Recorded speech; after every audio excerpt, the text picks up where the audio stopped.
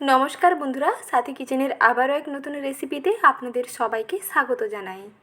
আজকে রেসিপিতে বানিয়ে দেখাবো দারুণ মুচমুচে টেস্টি নারকেলি পিঠে।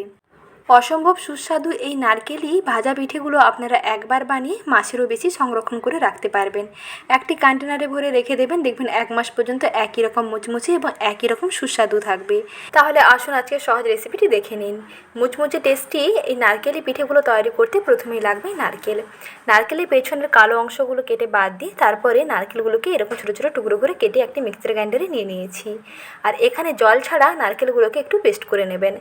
তারপরে একটি কড়াইতে নিয়ে নিচ্ছি দেখুন 1 গ্লাস জল, আর জলের মধ্যে নিচ্ছি 4 চামচের মাপ করে 2 চামচ ঘি। আর এই পিঠেগুলো এই রকম জলের সঙ্গে যখন ঘি মিশিয়ে বানাবেন তখন দেখবেন ভীষণ টেস্টি হবে। আর এখানে ঘিয়ের বদলে আপনারা এখানে 2 চামচ সাদা তেলও ব্যবহার করতে পারেন। তারপরে জলের সঙ্গে ঘিটাকে মিশিয়ে নিচ্ছি এবং জলটাকে একটু ফুটিয়ে নিচ্ছি। জলের মধ্যে যখন এই রকম একটু পলব আসতে শুরু করবে তখন এর মধ্যে দিয়ে দিতে হবে নারকেলের পেস্ট। আর নারকেলগুলোকে বাটার সময় একেবারে মিহি করে বাটবেন না, এইরকম একটু গোটা গোটা থাকবে, আধা ভাঙা থাকবে, সেই রকম করে বাটতে হবে। কুড়িয়ে নিলেও হবে, তাতেও ভালো লাগবে। এই যে মুচমুচে পিঠেগুলোর মধ্যে যখন এই নারকেলগুলো মুখের মধ্যে পড়বে খেতে দেখবেন দারুণ লাগবে। তারপর দেখুন নারকেল সময় জলটাকে একটু ফুটিয়ে নিচ্ছি, নারকেলটা মোটামুটি একটু কুক করে নিয়ে এর মধ্যে দিয়ে দিচ্ছি চিনি। 4 চামচের মাপ করে 2 চামচ চিনি দিয়ে দিচ্ছি। চিনি, নারকেল, জল এবং ঘি সমস্ত কিছু একসঙ্গে ভালো করে মিশিয়ে একটুক্ষণ ফুটিয়ে নেবেন। যখন এরকম ফুটতে থাকবে সেই ফুটন্ত পর্যায়ে মিশিয়ে নিতে হবে ময়দা দিতে হবে, আর অল্প একটু লবণ এর সঙ্গে মিশিয়ে নিচ্ছি। একেবারে সামান্য অল্প একটু লবণ দিয়ে দিতে হবে, দিয়ে একসঙ্গে ময়দাটাকে ভালো করে রান্না করে নিতে হবে। গ্যাসের আঁচটা একেবারে কমিয়ে দেবেন। গ্যাসের আঁচটা কমিয়ে এই গরম জলের মধ্যে ময়দাটা দিয়ে কন্টিনিউয়াস এইরকম হাতা কিংবা স্প্যাচুলা দিয়ে নাড়তে থাকবেন। দেখবেন ময়দা একটা ডোতে পরিণত হয়ে আসবে। সঙ্গে সঙ্গে এইরকম জমাট বাঁধতে শুরু করবে, তাই কন্টিনিউয়াস এইরকম জলের সঙ্গে মেশাতে থাকবেন।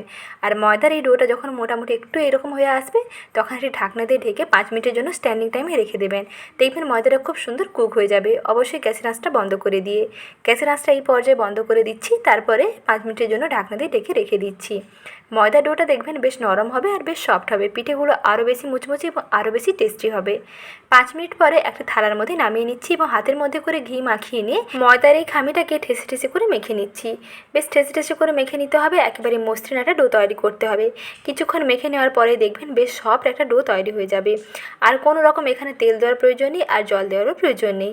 হাতের মধ্যে অল্প করে ঘি লাগিয়ে এইরকম ঠেসে ঠেসে মেখে নেবেন, দেখবেন বেশ সফট একটা ডো তৈরি হবে। দেখুন ময়দা ডোটা যত সফট করে মাখবেন, যত মাখানো সুন্দর হবে, নরম হবে, এই পিঠেগুলো তত মুচমুচে হবে আর তত টেস্টি হবে, বেশ সফট হবে। খেতে দেখবেন দারুণ লাগবে। ওপরটা যেমন মুচমুচে হবে আর ভেতরটা তেমনি সফট থাকবে। দেখুন ডোটা একেবারে রেডি করে নিয়েছি। এখন ডোটাকে একটা বড় করে রুটির মতন তৈরি করে নিচ্ছি। আর রুটিটা যখন বানাবেন এখানে কোনো রকম শুকনো আটা কিংবা ময়দা কিন্তু ছড়াবেন না। কোনো রকম চাকের উপরে তেল দেওয়ারও প্রয়োজন নেই। শুধু এই ডোটাকে দেখবেন এইরকম রুটির মতন তৈরি করে নেবেন। খুব সহজেই দেখবেন এইরকম বড় করে রুটি তৈরি করে নেওয়া যাবে। একটু পাতলা করে নিচ্ছি আর বড় মাপের একটা রুটি প্রথমে তৈরি করে নিচ্ছি। দেখুন এইরকম বড় করে রুটি তৈরি করে নিচ্ছি। আর পুরুত্বটা দেখুন বন্ধুরা, এইরকম একটু পুরু থাকবে। পুরু থাকলে এগুলো কিন্তু খেতে ভালো লাগবে। বেশি পাতলা করবেন না, তাহলে কিন্তু বেশি মুচমুচে হয়ে যাবে, তাই একটু পুরু রাখবেন। তারপর একটা ছুরি দিয়ে এরকম প্রথমে লম্বা লম্বা করে কেটে নিচ্ছি। প্রথমে এখানে এইরকম গোল করে রুটি তৈরি করে নিয়ে আপনারা কাঁটা চামচে ছোটো ছোটো ছিদ্র করে দিতে পারেন। আর না হলে এরকম ছোটো ছোটো প্রথমে পিঠেগুলোকে বানিয়ে নিয়ে তারপরে 2টি সাইডে ছিদ্র করে দিতে পারেন। তাহলে ভেতর থেকে খুব সুন্দরভাবে ভাজাও হয়ে যাবে আর দেখতেও সুন্দর লাগবে। একটি কাঁটা চামচ দিয়ে এইরকম অসংখ্য ছিদ্র করে নিচ্ছি। তারপরে একটি ছুরি দিয়ে এইরকম 3 কোণা করে পিঠেগুলোকে তৈরি করে নিচ্ছি। আপনারা আপনাদের পছন্দ মতো যে কোনো শেপে কেটে নিতে পারেন। তবে নারকেলি এই পাকন পিঠেগুলো এইরকম করে বানালে দেখতে কিন্তু ভালো লাগে, তাই এইভাবে করেই বানিয়ে নিচ্ছি। দেখুন ছুরি দিয়ে খুব সহজে এরকম পিঠেগুলো তৈরি করে নিচ্ছি। দেখুন বন্ধুরা দেখতে কতটা সুন্দর লাগছে। এরকম ত্রিভুজের মতন করে পিঠেগুলোকে বানাতে হবে। আর এগুলো বানিয়ে আপনারা একটি কন্টেনারে ভরে স্টোর করে রাখতেও পারেন। নর্মাল ফ্রিজের মধ্যে 1 সপ্তাহখানেক যখনই মন চাইবে তখনই ভেজে খেতে পারবেন। আর না হলে একসঙ্গে বেশি করে বানিয়ে নিয়ে একটি কন্টেনারে ভরে রেখে দেবেন। কৌটোর মধ্যে ভরে রেখে দিলে দেখবেন 1 মাসের বেশিও ভালো থাকবে। একই রকম মুচমুচে থাকবে আর একই রকম টেস্টি থাকবে। ভীষণ টেস্টি হয় এই নারকেলি পাকন পিঠেগুলো। অল্প একটু ময়দা এবং অল্প একটু নারকেল দিয়ে তৈরি করে ফেলতে পারবেন এইরকম দারুণ লোভনীয় পিঠে।